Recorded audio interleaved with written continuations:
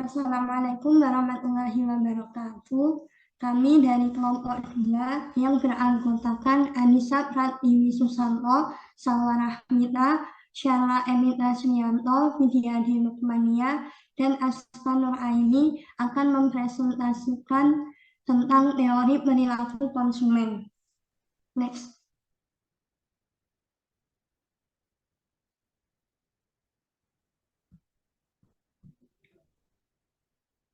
Next.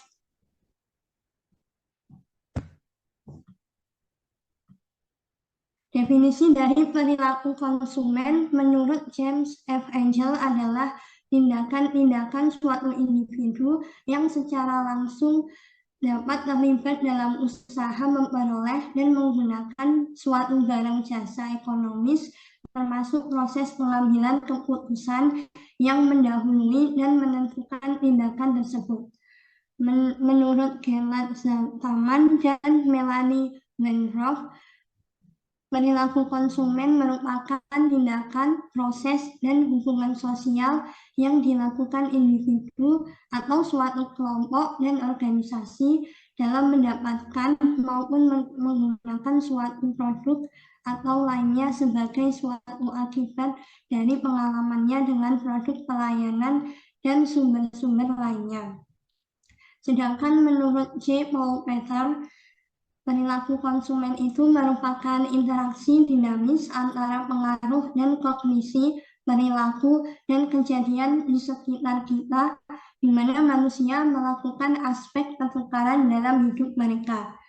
Nah, jadi dapat disimpulkan bahwa perilaku konsumen itu merupakan proses dan tahapan suatu tindakan yang dilakukan oleh suatu individu atau suatu kelompok yang berguna untuk memanfaatkan atau mengurangi nilai suatu barang atau jasa. Memahami sikap dan perilaku konsumen itu tidaklah pekerjaan yang mudah. Tetapi jika hal tersebut dapat dilakukan, maka suatu perusahaan penghasil barang atau jasa akan dapat meraih keuntungan yang jauh lebih besar dibandingkan dengan perusahaan lainnya. Karena dengan memahami perilaku konsumen tersebut, maka suatu perusahaan dapat memberikan kepuasan secara lebih baik kepada konsumennya. Selanjutnya akan diteruskan oleh teman saya, Syala.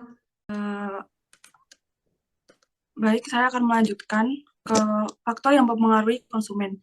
Jadi, perilaku konsumen itu juga dipengaruhi oleh beberapa faktor, dan menurut Kotler dan Keller 2016, perilaku konsumen itu dipengaruhi ada 3 faktor, yaitu faktor budaya, faktor sosial, dan faktor pribadi. Yang pertama kita mulai dari faktor budaya. Faktor budaya itu terdiri dari 2, budaya dan subbudaya. Yang pertama budaya. Jadi pemasar itu harus memperhatikan nilai-nilai budaya setiap negara untuk memahami cara dalam memasarkan produk lama, kemudian juga untuk mencari peluang produk baru. Yang kedua ada subbudaya. Tadi kan yang budaya sudah saya jelaskan. Nah, dari budaya itu terdiri dari sub-sub budaya yang ada kayak agama, kebangsaan, kelompok ras, dan wilayah geografis. Nah, ketika subbudaya itu tumbuh besar, maka perusahaan akan sering merancang program pemasaran untuk melayani konsumen.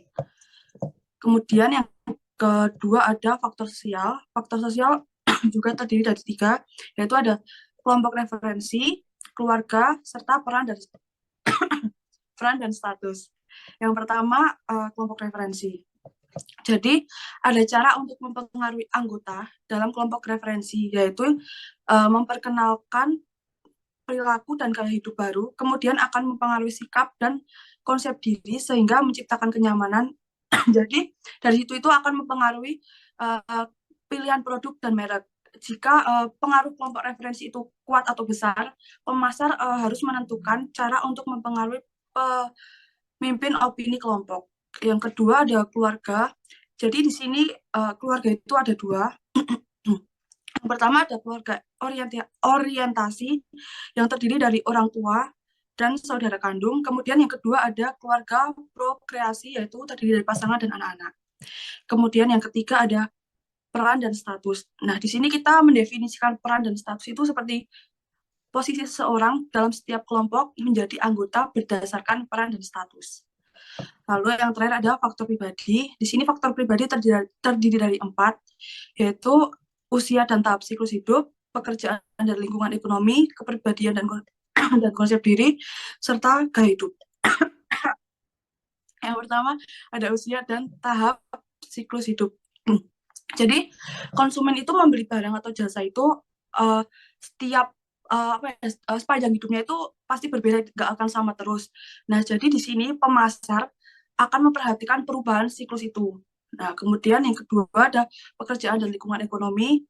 Jadi pemasar akan mengidentifikasi kelompok pekerjaan dengan minat di atas rata-rata. Jadi pilihan produk dari konsumen yang akan dibeli konsumen itu dipengaruhi oleh keadaan ekonominya. Kemudian yang ketiga ada kepribadian dan konsep diri.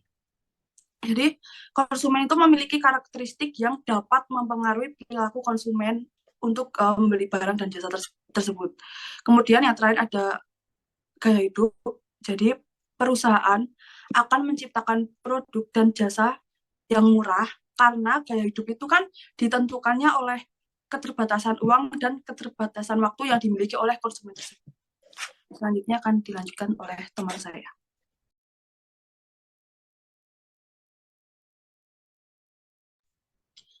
Jadi dalam konsumen itu ada pengaruh perilaku terhadap keputusan pembelian. Nah, jadi di sini konsumen sebagai titik pusat perhatian pemasaran, yang artinya memahami konsumen akan menuntun pemasar pada kebijakan pemasaran.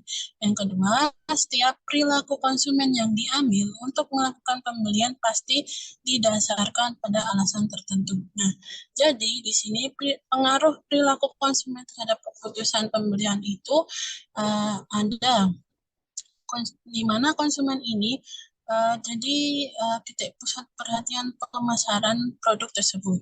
Nah, ketika konsumen itu membeli suatu produk, mereka akan melihat apakah produk tersebut sesuai atau tidak dengan konsumen tersebut. Yang kedua, setiap perilaku konsumen yang diambil itu untuk melakukan pembelian yang didasarkan pada alasan tertentu. Jadi alasan tertentu itu ketika konsumen membeli suatu produk, pasti ada alasan mengapa ia membeli produk tersebut. Next. Nah, di sini ada beberapa faktor yang mempengaruhi konsumen terhadap pembelian produk. Yang pertama ada produk, yang kedua ada harga, yang ketiga ada pelayanan, dan yang terakhir ada lokasi. Nah, dari segi produk, pasti konsumen ini akan memperhatikan produk tersebut, misalnya dari segi aman atau tidaknya bagi seseorang tersebut ketika membeli produk tersebut. Yang kedua, apakah sesuai dengan kebutuhan yang diinginkan oleh konsumen tersebut. Terus, ketika produk itu efektif untuk si konsumen, maka produk itu akan laris dan akan diminati oleh banyak konsumen, seperti itu. Yang kedua ada harga. Nah, di sini harga itu menentukan untuk pemasaran suatu produk, dikarenakan apa?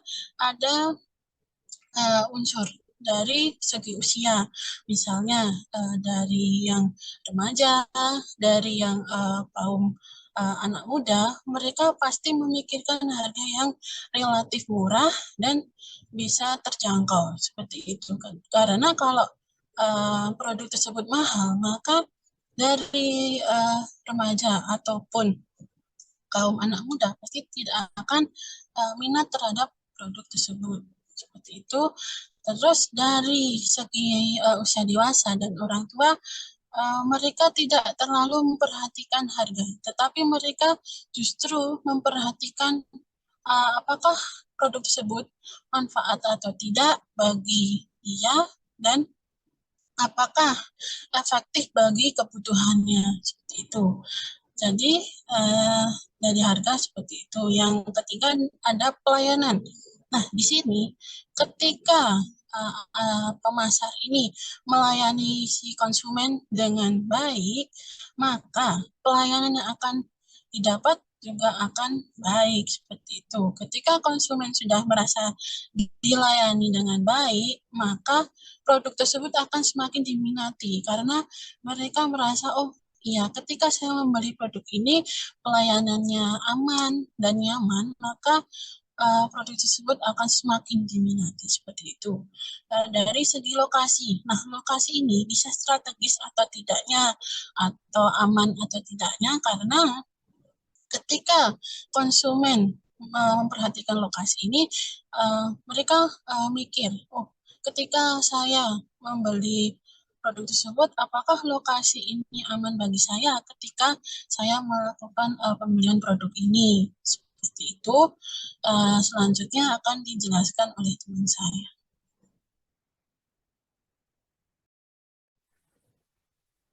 Di sini saya akan menjelaskan tentang jenis-jenis perilaku konsumen. Yang pertama ada jenis perilaku konsumen itu terbagi menjadi dua.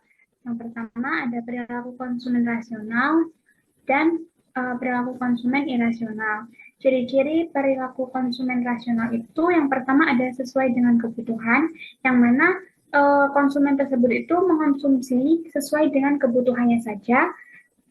Jadi setiap dia mau membeli sesuatu kayak gitu, dia bertanya apakah ini kebutuhan saya atau hanya keinginan saja. Yang kedua, manfaat yang optimal, itu konsumen rasional hanya ingin mendapatkan manfaat yang terbaik dan barang yang dibeli itu tidak sia-sia. Yang ketiga dan yang keempat itu ada berkualitas dan harga, di mana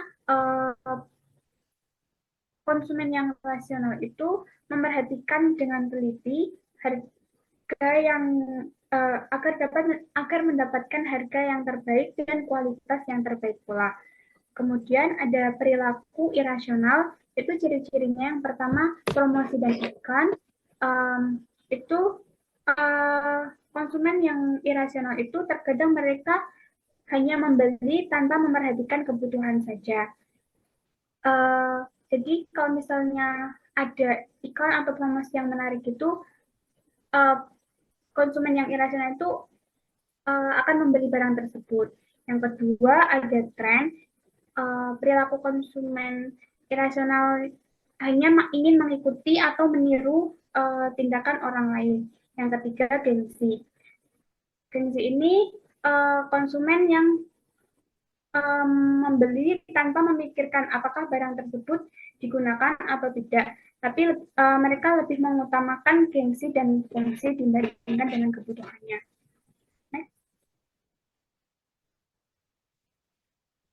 Kemudian terdapat konsep motivasi. Jadi motivasi konsumen adalah keadaan di mana pribadi seseorang yang mendorong keinginan individu untuk melakukan kegiatan-kegiatan guna mencapai suatu tujuan tertentu. Itu menurut Setiadi 2003. Nah, motivasi ini terbagi menjadi dua. Yang pertama motivasi rasional dan yang kedua ada motivasi emosional. Motivasi rasional itu di mana konsumen melakukan pembelian itu didasarkan pada kenyataan dan kebutuhan. Kenyataannya itu yang tampak pada produk tersebut, misalnya kualitasnya bagus, harganya terjangkau, stoknya juga ada, dan kegunaan yang optimal dan sesuai dengan kebutuhan yang dibutuhkan oleh konsumen tersebut. Yang kedua ada motivasi emosional, di mana konsumen itu melakukan pembelian hanya dilakukan untuk melakukan kesenangan dan memenuhi hasratnya saja, tanpa mempertimbangkan apakah itu kebutuhannya. Hal ini dilakukan karena ingin meningkatkan status sosialnya dan menunjukkan status ekonomi. Selanjutnya akan dijelaskan oleh teman saya.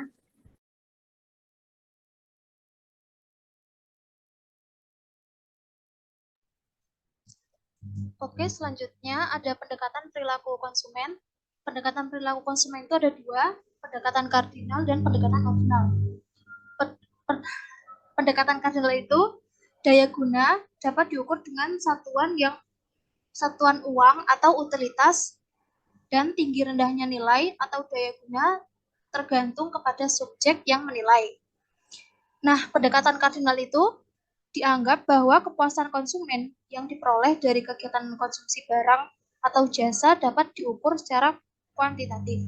Artinya, kepuasan konsumen dapat diukur dengan angka sebagaimana mengukur berat badan, tinggi badan, dan sebagainya. Kepuasan konsumen yang diperoleh dari hasil konsumsi produk disebut dengan istilah utilitas atau utility atau kebermanfaatan. Oleh karena itu, pendekatan kardinal juga disebut dengan pendekatan kebermanfaatan. Nah, di dalam pendekatan kardinal itu ada beberapa asumsi, yaitu kepuasan konsumsi dapat diukur dengan satuan ukur. Nah, tambahan kepuasan untuk tambahan konsumsi 1 unit barang bisa dihargai dengan uang, sehingga semakin besar kepuasan makin mahal harganya. Lalu yang kedua ada pendekatan ordinal, mengukur kepuasan konsumen dengan angka ordinal atau relatif. Pendekatan ordinal menggunakan pengukuran bertingkat untuk menganalisis kepuasan konsumen. Faktor tersebut tak dapat diukur dengan angka, tetapi hanya dapat diukur dengan peringkat. Misalnya seperti tidak puas, puas, lebih puas, sangat puas, dan seterusnya. Nah, pendekatan ordinal ini memiliki anggapan yang berbeda dengan pendekatan kardinal. Pendekatan ordinal ini nggak menganggap bahwa tingkat utilitas dapat diukur dengan angka, karena konsumen hanya memiliki skala preferensi. Contoh penggunaan metode ordinal ini dalam suatu lomba atau kejuaraan, terus pengukuran indeks prestasi, dan pengukuran yang sifatnya kualitatif, misalnya bagus, sangat bagus, ataupun paling bagus.